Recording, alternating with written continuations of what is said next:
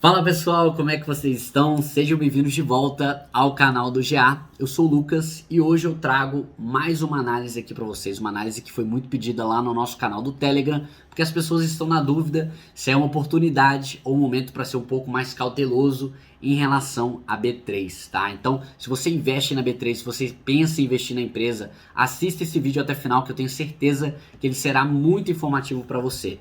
Tá? E se você gostar do vídeo, não esqueça também de deixar o seu like aqui embaixo, se inscrever no canal. Isso é muito importante para que a gente continue trazendo esse tipo de conteúdo aqui para vocês de forma gratuita, tá? Oferecendo também um relatório aqui para vocês baixarem de forma gratuita sobre a B3. Hoje eu não vou me enrolar muito não, vamos direto pro vídeo logo após a vinheta. Até lá!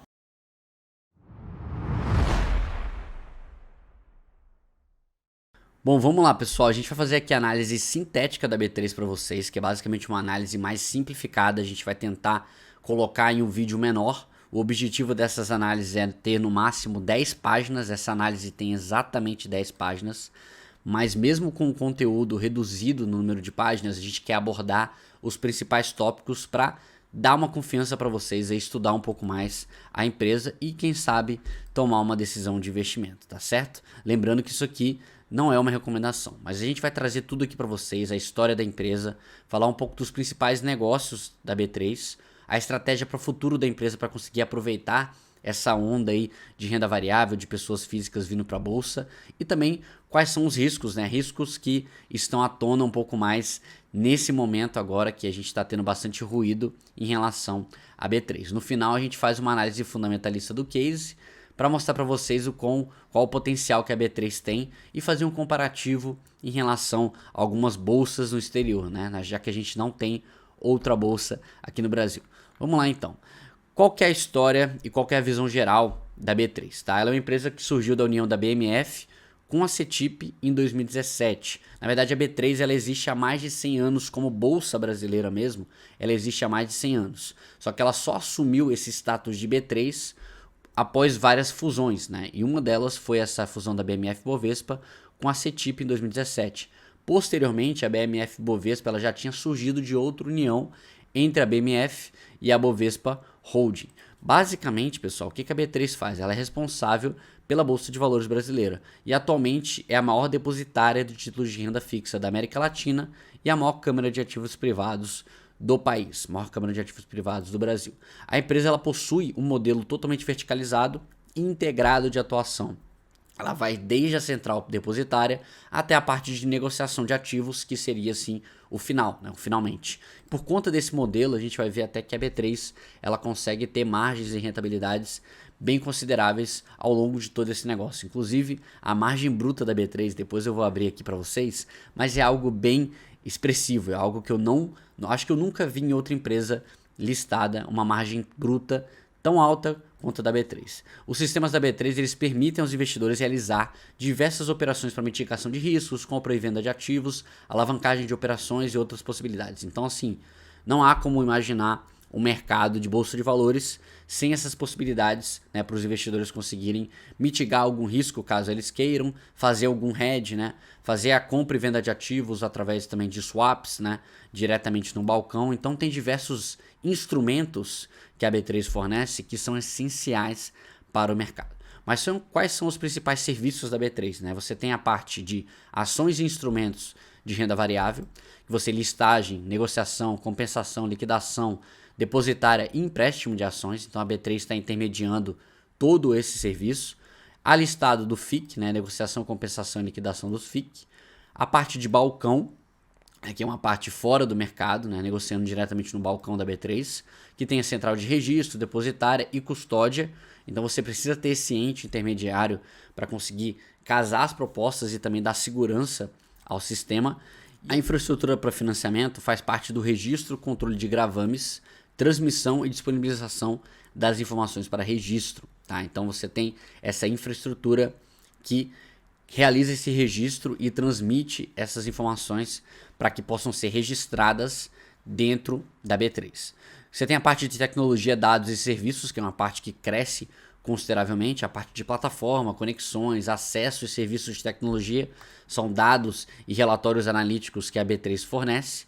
E quando a gente olha a distribuição de receitas de todas essas áreas, a gente percebe que mais ou menos metade vem da parte de ações e instrumentos em renda variável e um quarto mais ou menos ali da parte de FIC, tá? Que também tem a ver bastante com negociação, compensação e liquidação. Então a gente percebe o quê?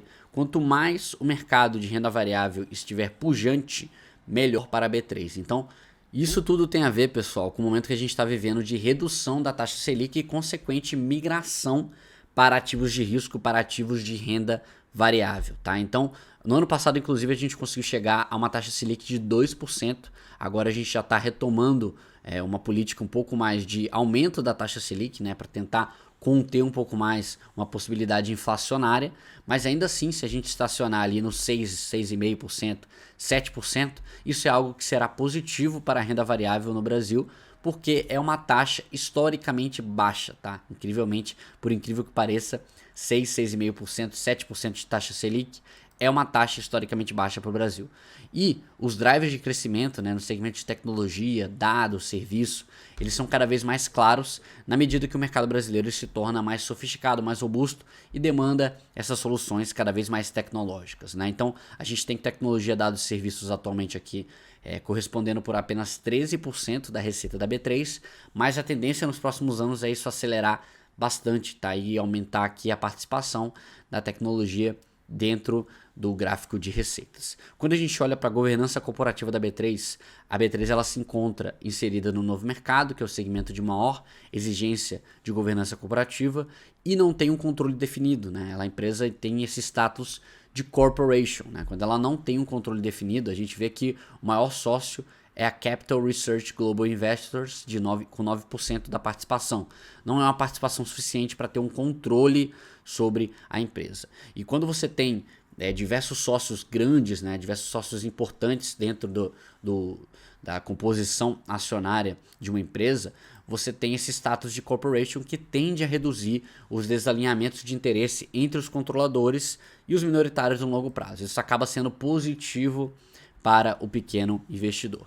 No Glassdoor, a empresa tem uma nota de 4.3, né? Para quem não conhece, o Glassdoor é a ferramenta no qual os funcionários oferecem nota para a empresa no qual eles trabalharam ou tiveram alguma experiência lá dentro. Então é uma boa nota para a B3 aqui, o 4.3. Geralmente as empresas têm uma nota entre 4, 4.2, 4.1.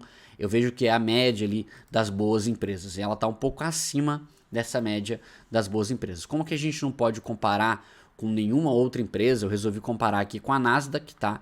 Que é uma das bolsas lá dos Estados Unidos, a bolsa da tecnologia americana, que possui uma nota inferior a 4.3, né? Uma nota de 4.1. Quando você olha o Reclame Aqui, a B3 ela também possui uma ótima nota, apesar de que ela tem uma baixa quantidade de reclamações para o tamanho da empresa. E pelo que eu percebi, pelo que eu li lá um pouco do Reclame Aqui da empresa, grande parte das reclamações são acerca do SEI, né? A plataforma, a Central Eletrônica do Investidor. Então, se você não tem acesso ao SEI, basicamente é lá que você pode conseguir acessar as suas principais transações, negociação de ativos, se você tem algum ativo emprestado, se você tem algum recebimento de dividendo para ter. Então lá você consegue ter informação consolidada de todas as corretoras que você tem conta diretamente nessa parte do SEI, a Central Eletrônica do Investidor. E recentemente, né? Aqui é uma reclamação do SEI, né? Perdi a senha do SEI, tentei diversas vezes recuperar, mandei e-mail para a B3, todo mundo já passou um pouco por esquecer essa senha do SEI. Mas em resposta a essa questão, a B3 está oferecendo uma nova área logada no seu site. Se você entrar lá, você vai conseguir perceber essa área logada que já está disponível para todo mundo.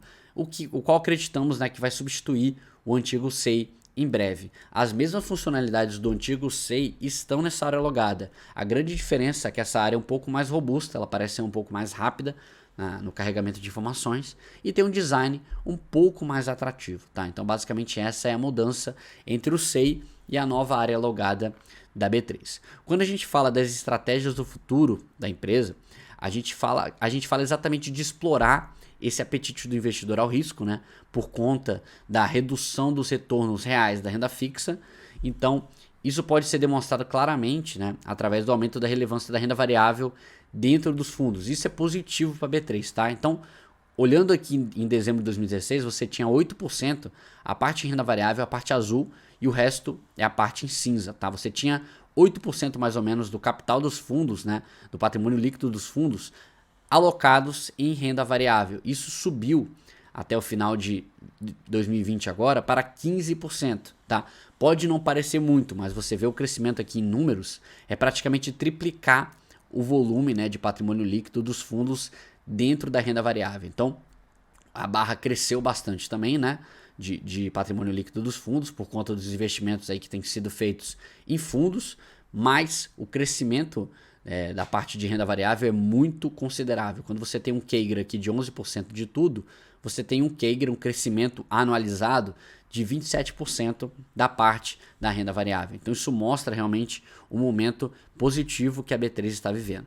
Então esse ambiente de inflação controlada, juros baixos, ele pode durar uma quantidade considerável de anos. Isso é muito positivo para a B3, porque isso atrai tanto as pessoas físicas para a bolsa, né? Atrai também o apetite ao risco para as pessoas conseguirem bater aí pelo menos o índice inflacionário através de ativos de risco de renda variável. Isso é positivo para a B3 porque ela acaba fazendo novos IPOs, né?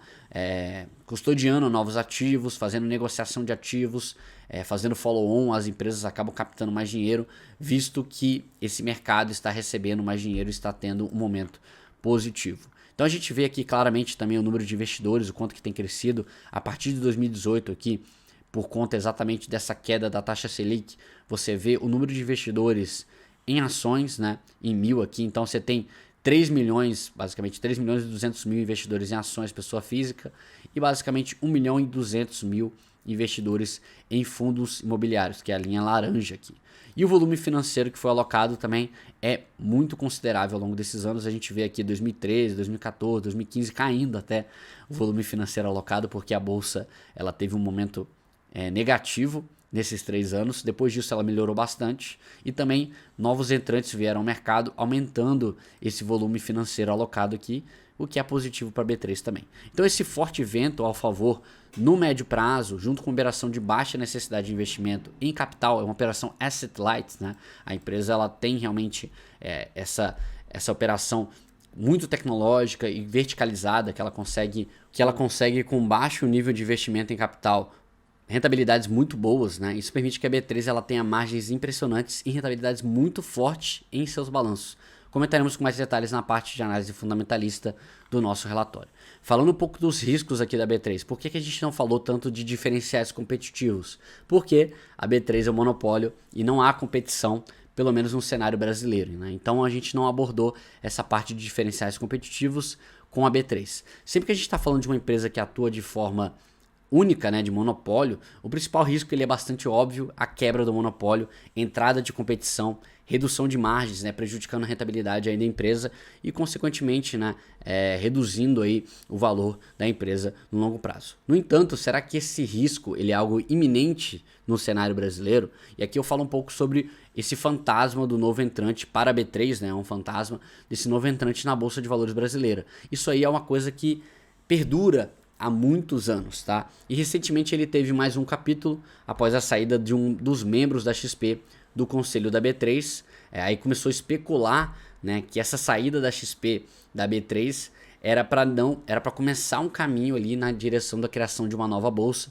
Acabou-se que depois foi explicado, eles estão abrindo uma corretora de criptomoedas. Então como a criptomoeda ela não é regularizada pela CVM, eles não podiam estar dentro do conselho de administração da B3. Então assim, tudo ali causou um ruído muito grande na B3 que acabou jogando a ação para baixo nesses últimos meses. No entanto, né, esse cenário de curto prazo é muito pouco provável de criação de nova bolsa.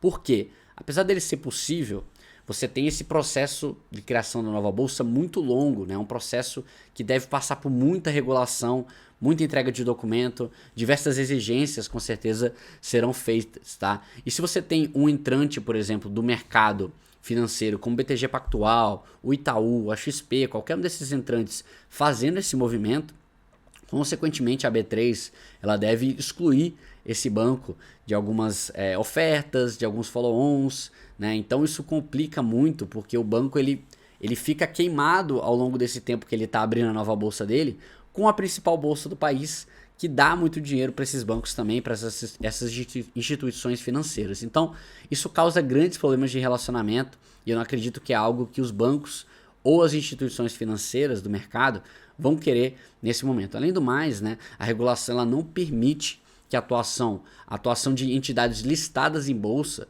na criação de uma nova bolsa, tá? Então, você tem essa regulação que trava, por exemplo, o Itaú, que é uma empresa listada, ele não pode participar na criação de uma nova bolsa porque ele é uma empresa listada na B3. Então, acaba tendo esse choque de interesses aí, impedindo, né, que esses concorrentes domésticos criem uma nova bolsa. Então, isso elimina todos os possíveis concorrentes domésticos de participar na criação dessa nova bolsa.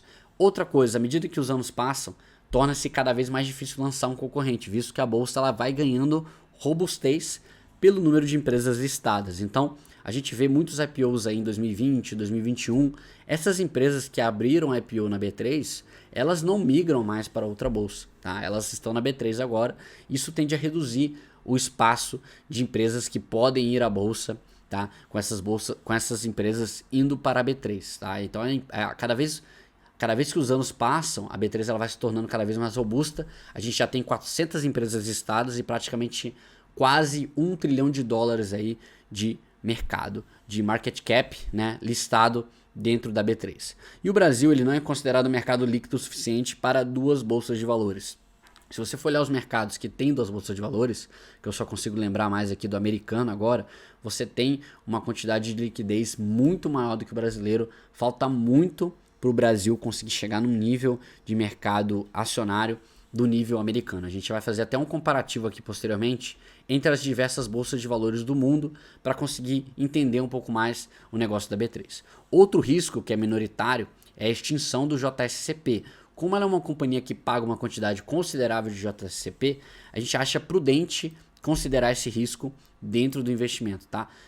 Visto que a possibilidade dessa isenção fiscal cair por terra é muito grande, tá? Porque basicamente o governo já está meio decidido a fazer essa extinção do JSCP. Outras questões como tributação de dividendos de fundos imobiliários, tributação de dividendos de ações, isso deve gerar muita discussão, mas a gente viu que o JSCP ele não foi objeto direto de nenhuma reivindicação, pelo menos nenhuma reivindicação direta do Congresso, tá? Então, provavelmente a gente acredita que esse JSCP deve ser extinto e, consequentemente, isso aumenta a alíquota fiscal efetiva da B3 e, portanto, a sua rentabilidade no longo prazo. Quando você olha para os números da B3, né, análise fundamentalista aqui, a empresa experimentou um cenário perfeito nesses últimos 5 anos, né? Um aumento expressivo de receita, um controle de despesas muito interessante, né? Porque você tem uma receita subindo 260% e as despesas subindo apenas 80%. Isso acaba gerando margens e rentabilidades muito boas, muito positivas para a B3. O crescimento aqui do EBITDA ajustado da empresa foi para 400%, né? Então você tem a receita subindo bastante, a despesa controlada, subindo mais de forma controlada, o EBITDA explode, tá? Não tem outra forma disso acontecer. Então, receitas em alta, apesar da crise do Brasil, crescimento das despesas abaixo da inflação, que é algo bem interessante, forte potencial de geração de caixa, tá? Retorno de parte relevante do resultado ao acionista, então você tem lucro líquido recorrente aqui subindo muito também. Isso tende a gerar muito valor para o acionista que está investido em B3. E quando você olha o histórico das despesas, você vê que eles têm esse foco no controle das despesas ao longo do tempo. Você vê que subiu muito pouco aqui, apesar da quantidade que a bolsa cresceu nesses últimos 3 anos, as despesas elas se mantiveram até tímidas aqui ao longo dos anos no negócio da B3. Quando você olha a distribuição de despesas ajustadas, né, para a gente conseguir perceber aqui quais são os principais fatores de despesas da B3, a gente vê o grande gasto da B3 vem do pagamento de pessoal ajustado, a gente vem 61% aqui das despesas ajustadas vindo de pessoal, 19% processamento de dados, 6% serviços de terceiros e 14% outras. Então, basicamente é uma empresa que gasta bastante com a folha salarial. Quando a gente vai olhar para a ótica do valuation, né, existe uma grande dificuldade da gente conseguir comparar a B3 com outras empresas na medida que a gente só consegue encontrar equivalentes internacionais. No mais, né, é pouco plausível a comparação da B3 com a Nasdaq ou a NYSE, né, visto que além do modelo de negócio ele ser mais rentável da B3, né, no geral ele é mais rentável, a companhia ela encontra-se no mercado com potencial de crescimento muito maior e muito menor do que o mercado americano. Mesmo assim, a gente resolveu colocar aqui na nossa tabelinha a Nasdaq como referência, tá? Então, a gente inseriu a Nasdaq no comparativo. No entanto, a gente optou também por comparar com bolsas de países mais similares do Brasil quando a gente está falando de investimento, tá? Como a China e o México, que são países em desenvolvimento. Índia e Chile também poderiam ser outras alternativas plausíveis, mas elas não têm bolsas que são listadas publicamente, então a gente não consegue ter acesso aos dados tão fácil quanto essas bolsas aqui que a gente resolveu comparar. Então a gente tem a B3 aqui com PL de 22 vezes, Hong Kong, que é a bolsa da China, com PL de 47 vezes, a bolsa de valores mexicana 17 vezes e a Nasdaq 28 vezes. Então o que a gente vê aqui no PL? A gente vê um PL muito grande de Hong Kong e eu vou te mostrar exatamente por que ele tem esse PL, né, por conta da rentabilidade muito acima dos pares. A gente tem 30% de ROI na bolsa chinesa e um potencial de crescimento muito alto, tá? A bolsa chinesa é a que mais tem crescido na China nos últimos anos e a que mais tem tendência de crescer nos próximos anos. Então, justifica essa precificação um pouco maior do que a B3 aqui.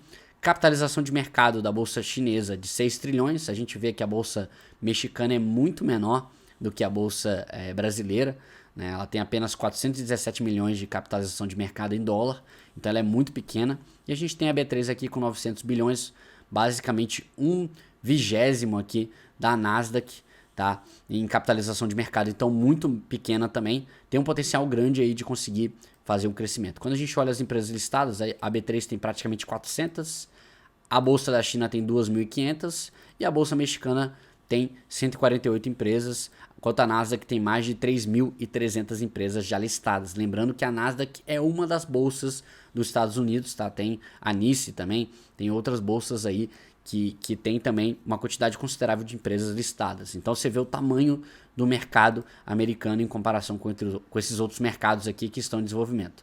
Quando a gente olha o potencial de crescimento e o ROI, a gente vê que a B3 ela tem uma rentabilidade comum ali, de acordo com seus pares internacionais, né? Ela tem 18% de rentabilidade, a bolsa mexicana tem 19% de rentabilidade e a Nasdaq 17%. Então está bem de acordo com seus pares, o que foge realmente, a bolsa realmente que salta os olhos no quesito rentabilidade é a bolsa chinesa. Quando a gente vê potencial de crescimento, o Brasil tem um potencial maior do que o México, na minha opinião, por conta do cenário econômico, de investimentos e tudo mais. Um potencial muito alto ali da bolsa chinesa, né, que é difícil de barrar, e um potencial médio aqui da bolsa mexicana de valores e da Nasdaq também. Por que médio da Nasdaq? Né? Porque ela já tem um tamanho muito grande. Capitalização de mercado da Nasdaq já é 19 trilhões. Para ela ir para 20 trilhões, né, 1 trilhão que ela tem que ganhar. E se a bolsa brasileira conseguir uma capitalização de mercado de 1 trilhão a mais, ela dobra de tamanho. Então, quando você é menor, é um pouco mais fácil de você conseguir um crescimento. Então, pessoal, esses são os principais dados aí comparativos da B3 com outras bolsas internacionais. A gente tentou trazer aqui as principais bolsas que são listadas no mundo para conseguir uma comparação aqui para vocês terem noção de como a B3 está posicionada nesse mercado de bolsas internacionais. Uma coisa que eu queria mostrar para vocês é exatamente a margem bruta da empresa, né? Uma margem bruta de 90%. E isso aqui, pessoal, incrivelmente, tá? É uma margem bruta recorrente, tá? Então a empresa, se você olhar o balanço dela aqui, você vê o quão sólido é o balanço da B3. Em resumo, né? O que a gente pode falar da B3 então? A empresa é muito boa na questão de fundamentos, a empresa tem fundamentos inquestionáveis, tá? Rentabilidade muito boa, margens muito boas e tá vivendo um momento muito positivo para o seu negócio por conta do cenário para renda variável no Brasil. Tá? Então esse cenário aí, se a inflação ficar controlada, isso tende a continuar positivo por mais alguns anos. Tá? E o principal risco que a empresa corre e que tem até sido um certo ruído para jogar o preço da empresa para baixo 20% ao longo desse ano é exatamente a possibilidade do novo entrante né, dentro da Bolsa de Valores. A gente mostrou aqui que isso não é algo que será feito provavelmente no curto prazo.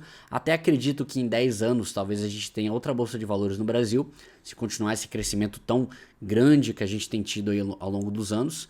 Mas eu acredito também que é algo que leva tempo e que provavelmente será um entrante de fora para não ter exatamente essa dificuldade de conseguir você ficar queimada com a bolsa que você tem no seu país. É muito negativo para uma instituição financeira, tá? Então, provavelmente não será uma instituição financeira doméstica que vai fazer esse movimento. E tem também o risco do JSCP, que tem que ser considerado, tá? Quando vocês estão analisando a B3, analisando essa possibilidade de investimento. E é basicamente isso, pessoal. Espero que vocês tenham gostado da nossa análise completa aqui. O autor é o que vos fala. Sigam a gente lá nas redes sociais, né? Tanto no Instagram, no Telegram, que a gente faz a parte de enquetes para trazer as análises completas para cá, e também no Twitter, tá? E se você gostou desse vídeo, por favor, deixe o seu like aqui embaixo, se inscreva no canal, não custa nada, tá, pessoal? E aí vocês vão estar falando para mim que esse é um tipo de conteúdo que vocês querem ver mais, com mais frequência aqui no canal, uma análise um pouco mais simplificada, um pouco mais sintética, para conseguir passar o mais importante para vocês das empresas, tá? Então, se você gosta desse tipo de conteúdo também diferenciado, que você não vê muito no YouTube, deixe o seu like aqui embaixo, é muito rápido, você consegue ajudar a gente a conseguir passar esse conteúdo para mais pessoas dentro do algoritmo do YouTube, tá bom? Um abraço a todos, bons investimentos e até semana que vem.